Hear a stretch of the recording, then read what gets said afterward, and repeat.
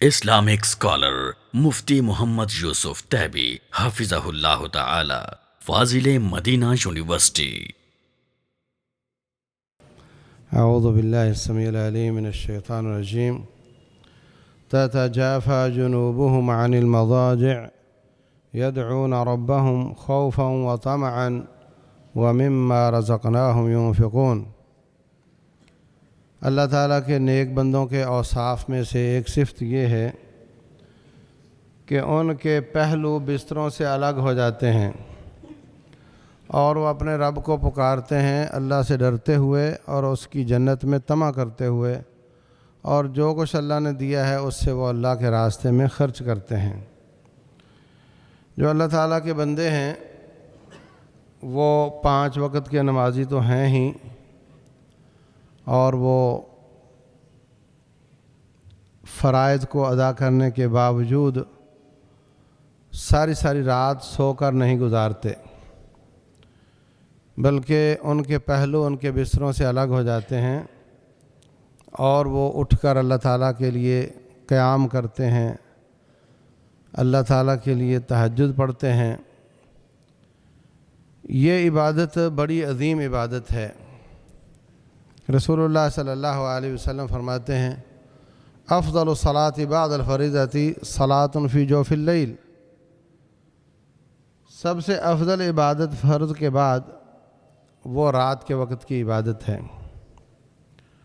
اور وہ بھی خاص طور سے اگر رات کے آخری تہائی حصے میں ہو تو اس میں رب ذوالجلال نچلے آسمان پر نزول فرماتے ہیں اور فرماتے ہیں، حال میں مستغفر فاغفر لہ، کوئی جس نے پچھلے 24 گھنٹوں میں میری جناب میں گناہ کیے ہوں وہ بخشنے کے لیے آیا ہو تو میں اس کو معاف کر دوں۔ حال میں مسترزق فارزقہ، کوئی رزق طلب کرنے والا ہو تو میں اس کو رزق دے دوں۔ تو یہ بڑی سعادت کی بات ہے۔ اور بعض لوگ کہتے ہیں کہ میں نماز میں کھڑا ہوتا ہوں تو بہت وسوسے آتے ہیں۔ یہ تہجد کی نماز فرض نمازوں کے وسوسوں کا بھی علاج ہے، اس لیے کہ شیطان آپ پر چڑھائی کرتا ہے، وہ اوفینسو ہوتا ہے، آپ ڈیفینسو ہوتے ہو، تو اس کے وسوسے آتے ہیں۔ جب آپ اس پر چڑھائی رکھو گے کہ آپ فرض بھی پڑھ رہے ہو، تہجد بھی پڑھ رہے ہو، دعوت اللہ کا کام بھی کر رہے ہو، تو وہ خود دفاعی ہو جائے گا اور آپ چڑھائی پر ہوگے، تو پھر آپ کی نمازیں محفوظ ہو جائیں گی۔ رسول اللہ صلی اللہ علیہ وسلم فرماتے ہیں کہ شیطان ایک خنزب اس کا نام ہے، اس کا کام ہی صرف نمازیوں کی نماز خراب کرنا ہے۔ جب اذان ہوتی ہے تو وہ بھاگ جاتا ہے، جب اذان ختم ہوتی ہے تو واپس آ جاتا ہے، جب اقامت ہوتی ہے تو پھر بھاگ جاتا ہے، اقامت ختم ہوتی ہے تو پھر واپس آ جاتا ہے اور آ کر وسوسے ڈالتا ہے، نماز کو خراب کرتا ہے۔ فرمایا اگر وہ ایسا آپ کے ساتھ ہو تو آپ 3 دفعہ اعوذ باللہ من الشیطان الرجیم پڑھ کر اپنے یہ الٹے ہاتھ جہاں پہ جیب لگتی ہے سینے پر، یہاں پر آپ تھتکار دیں، تھو کر دیں تو وہ بھاگ جائے گا، پھر آتا ہے تو پھر کر دیں، زیادہ بار تھتکارنے کی ضرورت نہیں پڑے گی اور وہ چلا جائے گا۔ تو یہ بھی علاج ہے، اور اوور آل تہجد اور نیکیاں جتنی کثرت سے ہوں وہ بھی شیطان کو ڈیفینسو کر دیتی ہیں، اس سے بھی نماز انسان کی زیادہ بہتر ہو جاتی ہیں۔ اور جو تہجد ہے یہ اس وقت پڑھی جاتی ہے جب دنیا سو رہی ہوتی ہے۔ رسول اللہ صلی اللہ علیہ وسلم فرماتے ہیں، افشوا السلام، السلام علیکم کو عام کرو، واصلوا الارحام، صلہ رحمی کیا کرو، اور اطعموا الطعام، کھانا کھلایا کرو، اور اس وقت نماز پڑھا کرو جب لوگ سو رہے ہوتے ہیں۔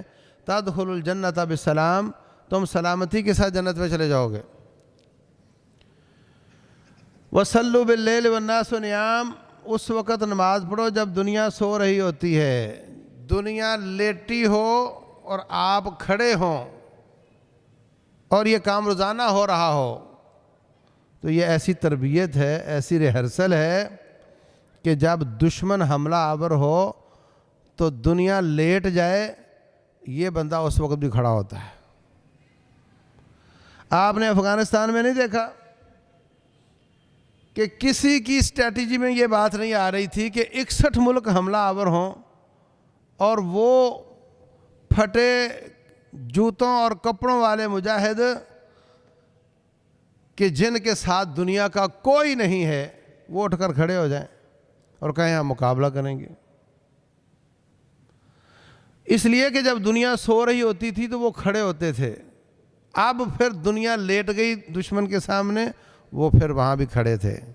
اصل میں یہ تاثیر ہے، یہ بات آپ کو شاید کسی کتاب میں نہ ملے۔ حضرت سلمان فارسی رضی اللہ تعالیٰ عنہ کسی مارکے میں ہیں تو وہاں کے جو لشکر کے امیر تھے صحابی، انہوں نے کہا نبی صلی اللہ علیہ وسلم آپ سے جنگوں میں مشورہ کرتے تھے، آپ کے مشورے سے خندق کھودی گئی تھی، تو آپ بتائیں دشمن بہت زیادہ ہے اور ہم بہت کم ہیں، پس قدمی اختیار کی جائے یا بھڑ جایا جائے؟ کہتے میں کل بتاؤں گا آپ کو۔ رات چکر لگایا مجاہدین کے خیموں کا، اور خیموں سے سسکیوں اور آہوں کی آوازیں آ رہی تھیں، قرآن کی تلاوت کی آوازیں آ رہی تھیں۔ صبح اٹھ کر امیر صاحب کو انہوں نے مشورہ دیا کہ میں نے جو ان کی صورتحال دیکھی ہے، آپ ان کو لے کر بھڑ جائیں، اللہ آپ کو کامیاب کرے گا، کیونکہ یہ اللہ کے سامنے کھڑے ہونے والے ہیں، اللہ کے ساتھ تعلق رکھنے والے ہیں، تو انشاءاللہ اللہ ان کی ضرور مدد کرے گا۔ اس بات کی تاثیر ہوتی ہے، جو قوم اپنی قوم کو، اپنے آپ کو اس پر کھڑا کر لیتی ہے۔ صحابہ کرام نے کوئی بہت بڑی اکیڈمیاں نہیں بنائی تھیں اور بہت بڑے SSG کے 4 سال کے کورس نہیں رکھے تھے، وہ روٹین میں سخت جان بھی تھے، ان کا معاشرہ، ان کی سہولتیں اتنی کم تھی کہ وہ سخت جان تھے، اور ساتھ ساتھ ان کو یہ تربیت ملتی رہتی تھی۔ رسول اللہ صلی اللہ علیہ وسلم باقاعدہ راتوں کو اٹھ کر چکر لگاتے تھے کہ کون تہجد پڑھتا ہے اور کون نہیں پڑھتا ہے۔ بخاری شریف کی حدیث ہے، حضرت فاطمہ رضی اللہ عنہ کے گھر گئے، رات دروازہ کھٹکھٹایا، دیکھا تو جناب اندر دونوں سو رہے ہیں، آنکھیں مسلتے ہوئے اٹھے تو فرمایا الا تصلیان، ساری رات سو کے گزار دیتے ہو، تہجد نہیں پڑھتے ہو تم لوگ؟ ڈانٹا ان کو۔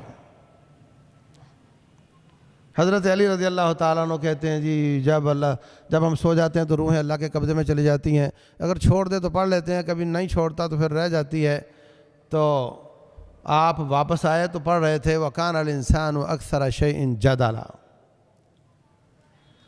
ابو بکر صدیق کے گھر گئے، اندر نہیں گئے، بیٹی تھی اندر چلے گئے، تو آواز آ رہی تھی رونے کی۔ عمر بن خطاب رضی اللہ عنہ کے گھر گئے، ان کی تو قرآن کی آواز بھی باہر آ رہی تھی۔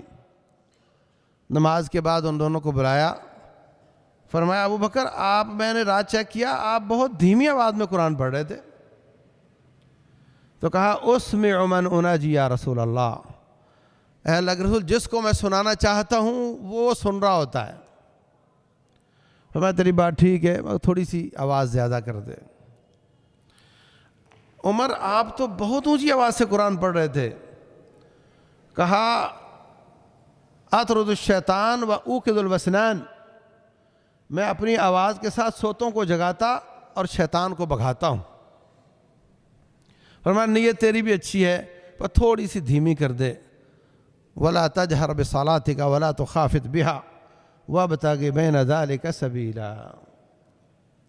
تو اس طریقے سے یہ تربیت تھی جو رسول اللہ صلی اللہ علیہ وسلم کرتے تھے، اس طریقے سے ری چیک کرتے تھے جا کر، اور خود بھی اور صحابہ کرام بھی۔